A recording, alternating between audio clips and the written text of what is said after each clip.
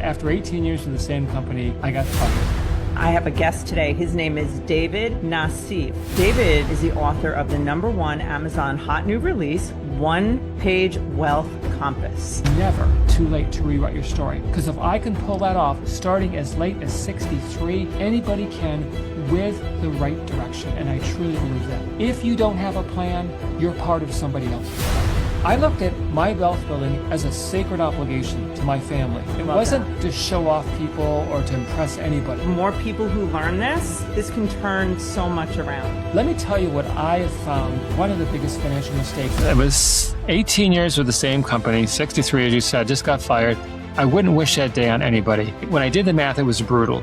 If we drained all of our savings and all of our retirement, we would be broke by 65. And at this point, I'm thinking, who's going to hire me at my age? But you know, Julie, the hardest part wasn't that. The hardest part was driving home thinking, what am I going to tell my wife, Mary? We'd been married for 30 years and she did not deserve the mess I just threw our life into. I have to do something here. No one's going to save me. No one's going to pull me out of this thing. I've got to pull myself out of this thing.